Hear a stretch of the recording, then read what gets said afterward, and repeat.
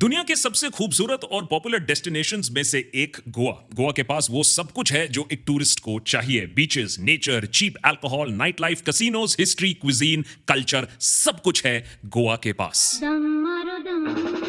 जाहिर सी बात है कि ये एडिटर का भी मोस्ट फेवरेट डेस्टिनेशन है, लेकिन पता नहीं क्यों इस साल जॉर्ज सोरोस की नजर गोवा को लग गई। खाली बीचेस, गोवा का बज, मिसिंग और उसके ऊपर खून खराबे की खबर। न्यू ईयर सेलिब्रेशंस के बाद आंध्र प्रदेश के एक टूरिस्ट बोल्ला रवि तेजा नॉर्थ गोवा के कैलिंगूट बीच में खाना खाने को गए। कहा जा रहा है कि शैक ओनर ने बोल्ला से एक्स्ट्रा पैसे मांगे। पोस्ट मिडनाइट ऑर्डर किया है तो खाने के लिए एक्स्ट्रा पैसे देने पड़ेंगे। इसी बात पर हो गई कहा सुनी और बोल्ला को रेस्टोरेंट में काम करने वाले एक बंदे ने इतनी बुरी तरीके से मारा कि बोल्ला की मौत वहीं हो गई। Happy new year Goa. Goa के पॉलिटिकल लीडर्स आज भी कहते हैं कि वहां सब चंगासी है, लेकिन पिछले 5 सालों में गोवा में काफी कुछ बदल गया है। Nature, beaches, gambling, night life कहने को तो है, लेकिन नंबर ऑफ टूरिस्ट काफी कम हो गए हैं। 2019 के लेवल्स तक अभी भी गोवा आने की कोशिश कर रहा है और इसके पीछे एक मेजर कारण यह है कि गोवा में जो रिकरिंग टूरिस्ट आते थे दूसरे देशों से, गोवा को अपना दूसरा घर मानते थे, उन्होंने अपने दूसरे घर का एड्रेस ही बदल दिया। यह बात जब एक्स पर कुछ दिन पहले रामानुज मुखर्जी ने हाईलाइट किया तो सरकार तुरंत हरकत में आ गई। हरकत पे आके रामानुज मुखर्जी के खिलाफ ही केस फाइल कर दिया। सरकार ने मीडिया पर भी यह बात दिखाने की कोशिश की कि गोवा में सब ठीक है, अरे बीचेस में पैर रखने की जगह तक नहीं है। अब क्रिटिसिज्म की वजह से इंप्रूवमेंट, ये तो एक्सपेक्टेशन हम छोड़ ही चुके हैं, लेकिन अब क्रिटिसिज्म की वजह से एफआईआर दर्ज हो रही है और वो भी ऐसे छोटे मोटे टूरिज्म रिलेटेड चीज। ये तो कोई पॉलिटिकल पार्टी का खुलासा या करप्शन का खुलासा नहीं। हालत यहां आ गई है कि आप टूरिज्म के बारे में भी खुले तरीके से बात नहीं कर सकते हो। साफ है कि गोवा टूरिज्म में एक प्रॉब्लम आ चुकी है। अगर ऐसा नहीं होता तो आवाज दबाने की जरूरत नहीं पड़ती। ऐसे क्लेम्स को बेसलेस बोलकर लोग हंस देते, आगे बढ़ जाते। लेकिन गोवा में टूरिस्ट के साथ जो फ्रॉड हो रहा है उस पर बाकायदा रील्स बन रही हैं, कंटेंट मटेरियल मिल रहा है इंस्टाग्रामर्स को। So these guys literally attacked my driver from Goa Miles. I mean वो बेचारा he was just saying that माफ कर दो, जाने दो। You don't tell me, man. You don't tell me. You don't tell me what to do. You don't I'm tell a me. free man. तू चिड़िया तुझा तो सोना दिन वाला चिड़िया। आगे लगाओ, आगे लगाओ, आगे लगाओ, हमको तकलीफ हो रहा है, लोकल को तकलीफ हो रहा है, आगे लगाओ। गोवा के प्रॉब्लम्स और सॉल्यूशंस पे आने से पहले गोवा के टारगेट ऑडियंस को समझना होगा। दुनिया के वो देश जहां विंटर्स जब अपने पीक पर होती हैं, अनबेरेबल हो जाती हैं, तो वहां से लोग ऐसी डेस्टिनेशंस की तलाश करते हैं जो नेचर के करीब हो, थोड़ा वार्म हो, पॉकेट फ्रेंडली हो। टूरिस्ट फ्रेंडली होना तो काफी जरूरी है और इन सारे पैरामीटर्स पे गोवा खरा उतरता था और इसीलिए टूरिस्ट भर भर कर गोवा आते थे। पर कोविड के बाद ऐसा क्या हुआ कि टूरिस्ट ने यहां आना कम कर दिया? सबसे पहले तो यह है कि गोवा को समझना पड़ेगा कि अब उसका कंपटीशन काफी ज्यादा स्टिफ हो गया है। थाईलैंड था, अब श्रीलंका है, अब उसके ऊपर सेंट्रल एशिया आ गई है जो अच्छा एक्सपीरियंस दे पा रही है at a budget lower than Goa. Obviously international tourist convenience देख रहे हैं, कॉस्ट देख रहे हैं, दूसरे जगह जा रहे हैं। उसके ऊपर आता है the factor of free visa arrival, जिसके वजह से कन्वीनियंस और बढ़ रही है। दूसरे देश जो इसको वीजा फ्री एंट्री बना रहे हैं और साथ ही साथ कुछ चीजें हैं जो गोवा खुद कंट्रोल कर सकती थी, अपने पैर पर खुद ही कुल्हाड़ी मारती है, जो रवैया रखती है टूरिस्ट्स के खिलाफ, जो टैक्सी माफिया वहां चल रहा है, जो टैक्सेस, जो सेसेस लग रही हैं, टूरिस्ट अनफ्रेंडली जो गवर्नमेंट पॉलिसीज हैं, उसके चलते ये सारा काम हो रहा है जिससे ये हम खाली बीचेस आज देख रहे हैं। और गलती से भी ये मत सोचिएगा कि ये सिर्फ एक गोवा की प्रॉब्लम है। गोवा तो एक अच्छा एग्जाम्पल, उदाहरण बनता है। ये पैन इंडिया प्रॉब्लम बन चुकी है जहां तक टूरिज्म की बात है। और इधर उधर सोशल मीडिया इन्फ्लुएंसर्स पर मत जाइए, आंकड़े देखिए क्या कह रही हैं। गवर्नमेंट ऑफ इंडिया ने कहा है कि 100 मिलियन फॉरेन टूरिस्ट आएंगे हमारे देश में 2047 तक। आजकल 2-3-4 साल की प्लानिंग तो होती नहीं है, 2047 तक की प्लानिंग होती है। तो 100 मिलियन टूरिस्ट बाय 2047 कोई बड़ा आंकड़ा है क्या? 2019 में 90 मिलियन टूरिस्ट फ्रांस गए थे, 2023 में स्पेन में 85 मिलियन टूरिस्ट गए थे। इंडिया को अगर 100 मिलियन टूरिस्ट लाने हैं बाय 2047 तो हमें 15% एनुअल ग्रोथ रेट दिखानी होगी टूरिस्ट में। तो ये पॉसिबल है क्या? नहीं, इसको समझ लेते हैं। हमारा जो गोल्डन पीरियड होता है फॉर टूरिस्ट अराइवल्स, जिसको 2001 टू 2019 माना जाता है, उसमें हम 8.5% ग्रो कर रहे थे। अब दरकार है 15% 10% ग्रोथ की। लेकिन जो सच्चाई है वो है कि हम डी ग्रो कर रहे हैं जहां तक टूरिस्ट की बात है। इंडिया में 2019 में हमने पीक किया था टूरिज्म में, 10.9 मिलियन टूरिस्ट्स आए थे। वो आंकड़ा हम फिर से कभी अचीव नहीं कर पाए। अब ये 10.9 मिलियन का आंकड़ा अगर हम कंपेयर करें दुबई जैसे एक शहर से, तो फिर थोड़ी शर्म आती है, क्योंकि दुबई एक शहर अट्रैक्टेड 16.7 मिलियन टूरिस्ट्स, और वो आंकड़ा अभी बढ़ ही रहा है। फर्स्ट हाफ ऑफ 2024 अगर आप देखें तो दुबई अट्रैक्टेड 11% मोर विजिटर्स उसी टाइम का कंपेयर टू 2019। तो 2019 से 2024 दुबई ग्रो कर रहा है 10-11% और इंडिया डी ग्रो कर रहा है 10%। तो ऐसा क्या हुआ है पिछले 4-5 सालों में कि फॉरेन टूरिस्ट ने इंडिया या गोवा, उसके ऊपर बाकी डेस्टिनेशंस को चुना है? गोवा ही नहीं, इंडियन टूरिज्म इंडस्ट्री ओवरऑल क्यों स्ट्रगल कर रहा है? क्या चीजें हैं जिसने इंडियन टूरिस्ट की मुस्कुराहट ही चुरा ली है? आइए समझते हैं आज के एपिसोड में विथ सॉल्यूशंस। साइबर फ्रॉड हमारे देश में सबसे बड़े इश्यूज में से एक है। इस पर पूरा एपिसोड भी हमने बनाकर रखा है, टाइम मिले तो देख लीजिएगा। लेकिन फॉरेन टूरिस्ट को इस सब के बारे में कहां पता है? वो तो होटल बुक कर लेते हैं, गोवा पहुंच जाते हैं, वहां पता चलता है कि हमारे साथ फ्रॉड हो गया है। कुछ होटल्स की फेक लिस्टिंग कर दी जाती है, फेक वेबसाइट बना दी जाती है, और फॉरेन टूरिस्ट जो रेगुलर बुकिंग वेबसाइट से फेमिलियर नहीं है वो इस ट्रैप में फंस जाते हैं। और भी स्कैम्स हैं जो होटल बुकिंग के नाम पर चल रही हैं। सरकार इस पर काम कर रही है, लोगों को सावधान करने की कोशिश कर रही है। ओटीपी मत शेयर करो, वेबसाइट्स की ऑथेंटिसिटी चेक करो। देखो यार, क्रिमिनल तो क्राइम करेगा ही, तुम सतर्क क्यों नहीं रहते? लेकिन हम तो चलो सतर्क हो जाएंगे, लेकिन ये एड्स रशिया में बैठा पेट्रोव तो नहीं सुन रहा है, उसे क्या मालूम? और कुछ स्कैम्स तो होटल खुद चला रहे हैं। ये स्कैम्स होटल के रिसेप्शन पर पहुंचते के समय होता है या फिर एग्जिट के समय होता है। एडिशनल हिडन चार्जेस लगा दी जाती हैं होटल पहुंचने पर। कई बार होटल्स ओवरबुकिंग कर देते हैं, मिसलीडिंग एडवर्टीजमेंट्स हो जाते हैं, ऑनलाइन फेक रेटिंग्स डाल दी जाती है, दिखाया कुछ जाता है, कमरा कुछ और निकलता है, चेक इन के टाइम पर फ्री अपग्रेड दिया जाता है, टूरिस्ट भी बहुत खुश, चेकआउट के समय बोला जाता है इस दुनिया में कुछ भी फ्री नहीं होता, चलो पैसे निकालो। ये सब इश्यूज रहेंगे तो टूरिस्ट वापस क्यों भला आएगा? साथ ही साथ में आज के डेट में ऑनलाइन रिव्यूज, एक्सपीरियंसेस में ये सारी बातें शेयर की जाती हैं। गया रेप्यूटेशन गोवा का नीचे। और लोग इन फ्रॉड एड्स और साइबर क्राइम के झांसे में पड़ते क्यों हैं? क्योंकि जो जेन्युइन होटल और वेबसाइट्स और जो पॉपुलर ट्रैवल पोर्टल्स होते हैं, उनमें जो डिसेंट होटल्स हैं वो रीजनेबल दाम पर आपको मिलेंगे ही नहीं, सीजन के टाइम पर तो बिल्कुल नहीं। फॉर एग्जाम्पल हमने कंपेयर किया, मैरियट दुनिया का सबसे बड़ा होटल चेन में से एक, courtyard by Marriott north Goa में रूम टैरिफ दिखा रहा था तकरीबन 15,000 रुपए, और यही कोर्टयार्ड बाय मैरियट पटाया थाईलैंड में टैरिफ दिखा रहा था 9,300 रुपए इंक्लूडिंग टैक्सेस।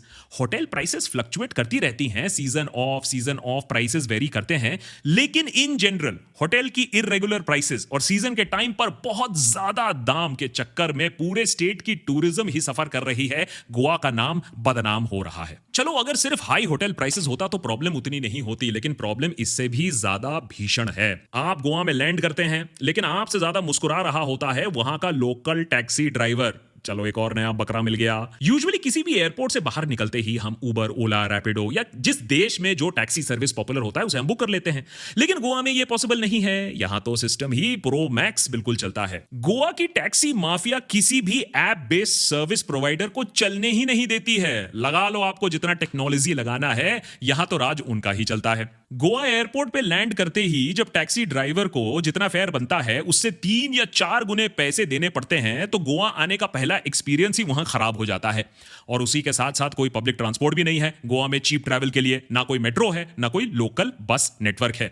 हाँ, एक चीप ऑल्टरनेटिव है कि आप एक व्हीकल रेंट पर ले लो, पर जिसे ड्राइव करना नहीं आता है उसके लिए तो ये चीप ऑप्शन नहीं बनेगा। और रेंटिंग अ कार ऑल्सो तभी ऑप्शन बन पाता है जब आप एक ग्रुप में ट्रैवल कर रहे हो और वो कॉस्ट स्प्लिट हो रहा है। गोवा माइल्स नाम की एक ऐप लॉन्च तो की गई थी बाय गोवा टूरिज्म, लेकिन उसका UI UX देखकर आप बोलोगे IRCTC ही ऐप बहुत बढ़िया है। तो वहां के टैक्सी प्राइसेस से ना कोई प्राइस कंट्रोल हो रहा है और ना सरकार को कोई बेनिफिट मिल रहा है।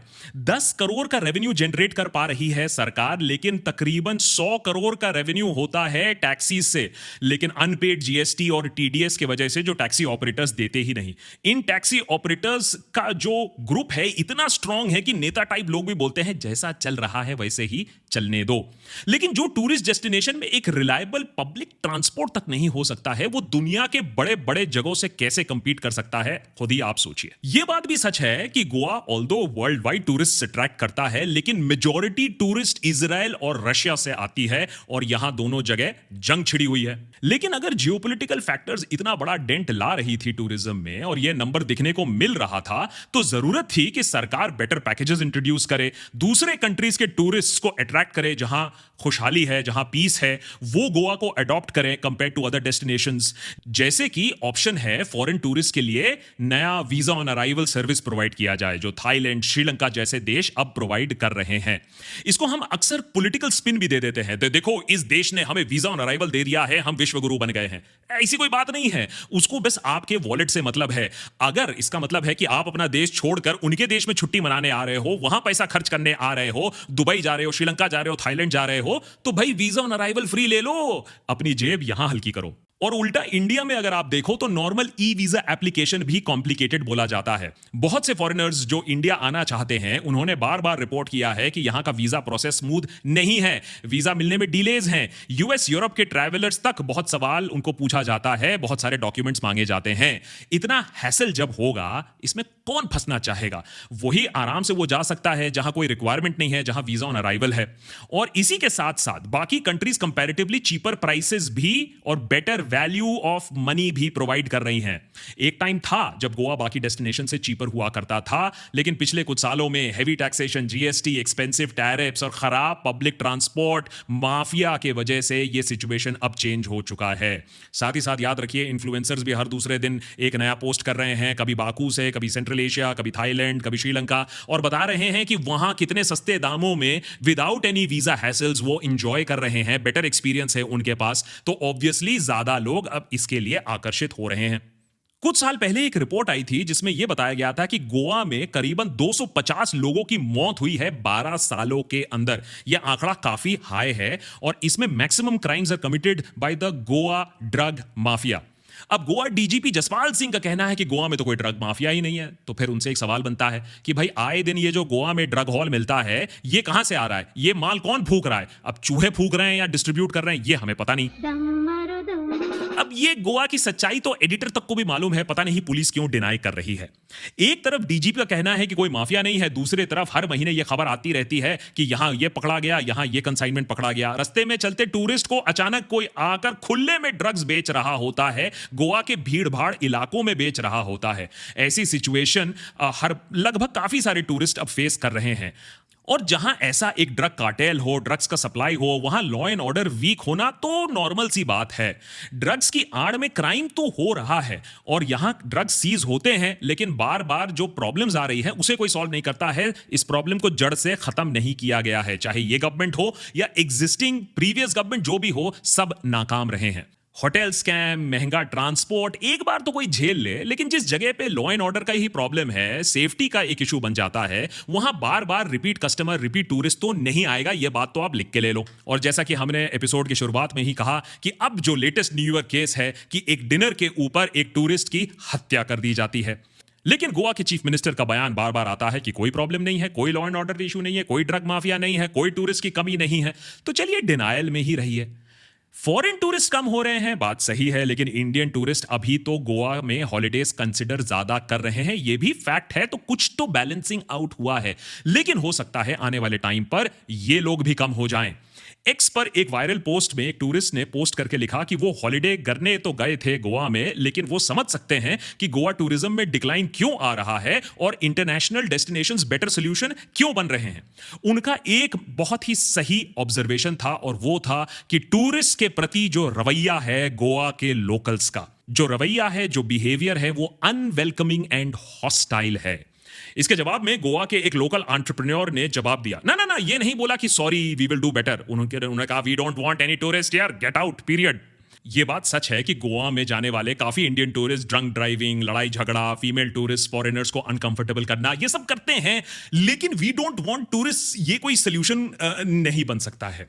अगर सरकार सोल्यूशंस में इंटरेस्टेड है, एफआईआर और ब्लेम गेम में नहीं, तो सबसे पहले गोवा के सेफ रेप्यूटेशन को रीएस्टैब्लिश करना पड़ेगा। बेसिकली इंटरनेशनल हो या डोमेस्टिक टूरिस्ट हो, सबको एक मैसेज जाना होगा, बिल्कुल एंजॉय करिए, बिल्कुल मस्ती करिए, मस्त रहिए, बस लॉ के दायरे में रहिए। Party but responsibly. उसी के साथ साथ सरकार को तय करना होगा कि गोवा को किस वजह से जाना जाएगा, सिर्फ सस्ता माल के लिए या फिर sustainable tourism, adventure tourism, cultural tourism. एक स्पेशलिटी तो पकड़ो। अरे सन एंड सैंड दिखाकर कितने टूरिस्ट को ले आओगे, कुछ तो स्पेशलिटी बनानी पड़ेगी। अगर अभी तक पब्लिक ट्रांसपोर्ट नहीं है तो उस पर काम करो, मेट्रो नहीं है तो बसेस चलाओ, इलेक्ट्रिकल बसेस चलाओ, with real time route mapping करो। अगर टैक्सी माफिया को आप बंद नहीं कर सकते हो तो भूल जाओ कभी गोवा इंटरनेशनल टूरिस्ट डेस्टिनेशन के साथ कभी कंपीट कर पाएगा। ये तो बड़े शर्म की बात है। साथ ही साथ one way traffic in crowded tourist zone, beach cleaning initiative, segregating, transporting and disposing of garbage, tourism promotion. सरकार ये बात मानेगी नहीं, लेकिन गोवा आज तक जहां पहुंची है सरकार के कंट्रीब्यूशन के बिना ही अपने दम पर पहुंची है। अब सोचिए अगर सरकार का कंट्रीब्यूशन आ जाए तो अरे इंडिया का वेगस अच्छे अच्छों को मात दे सकता है, लेकिन सरकार का सपोर्ट सही टाइम पर और सही मायने में आना होगा, तभी हो पाएगा। आपको क्या लगता है, अगर आपके पास ऑप्शन होगा between Sri Lanka, Thailand, central Asia और गोवा, तो आप कहां जाएंगे? कमेंट सेक्शन में लिख के बताइए कि आपका डेस्टिनेशन क्या होगा, कहां होगा, क्यों होगा। हो सकता है हम गलत सोच रहे हैं, या हो सकता है आप और भी इसमें इंफॉर्मेशन हमें दे पाओ कि क्या चीजें हम ठीक कर सकते हैं।